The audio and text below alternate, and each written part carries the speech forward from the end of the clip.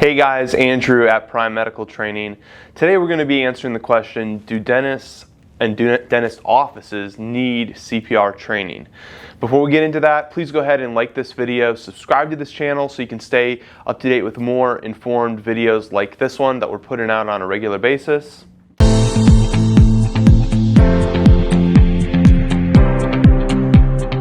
And now to jump into it. So, do dentist offices need CPR training? The answer in short is yes. Across the country, that's just a requirement for dentists, dental hygienists, to have BLS, basic life support training.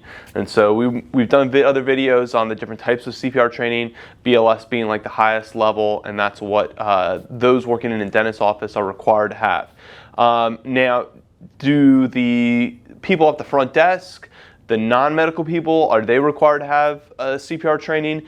They are not. But in my experience, I found that usually dentist offices will include the training for all of their staff, just so everybody's on the same page with how to respond in the event of an emergency. It's just a good idea for the person at the front desk to kind of have a somewhat general understanding of what's going on and what their role can be during an emergency. And that role could be, they're the ones that are dedicated to call 911. They're the ones that are responsible for going out, meeting EMS, and then ushering them into the space.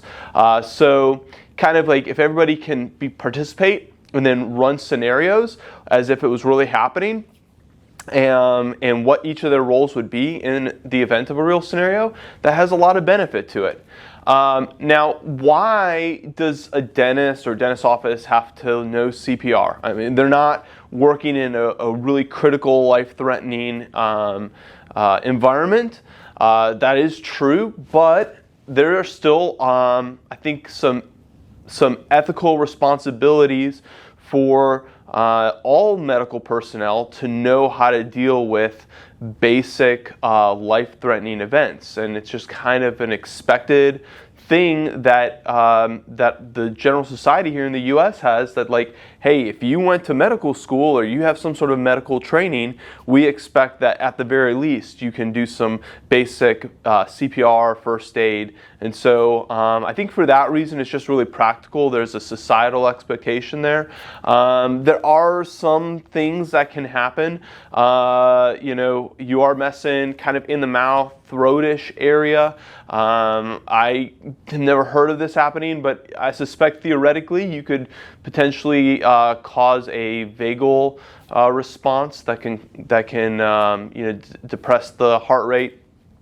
And then there are some medications that you're using, and so anytime you're using a medication, there is always the risk of an adverse reaction, an allergic reaction, or something of that nature that your patient might have, and so that could also potentially, theoretically, lead to cardiac arrest. Again, really, really low chances of something like that happening, but it is there. And so we're not just making this up that you should know CPR. There are some potential pitfalls. And then there's just, in general, like accidents that happen. Somebody falls, hits their head, or whatnot.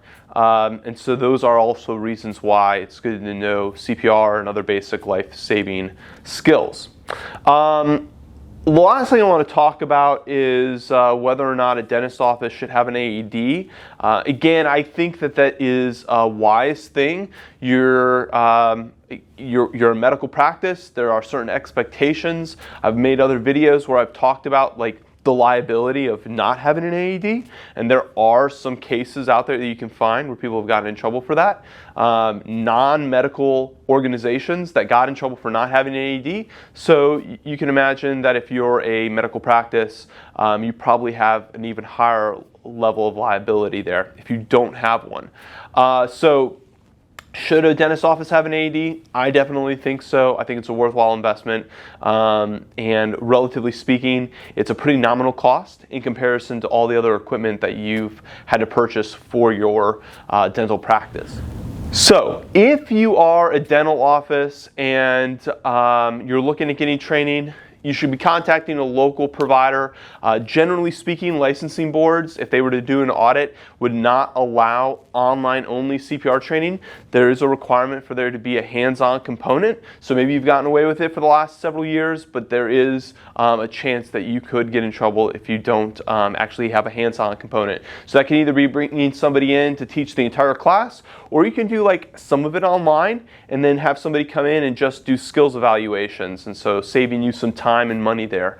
But either way, you do need to make sure that there's some hands-on, and if you are in a city where we're located, we would love to be able to partner with you to provide that training. You can go to primemedicaltraining.com and look up classes available to you in your area. Hope this was helpful. Again, please go ahead and drop any comments, likes, and subscriptions to this page. We look forward to talking with you soon. Have a good one.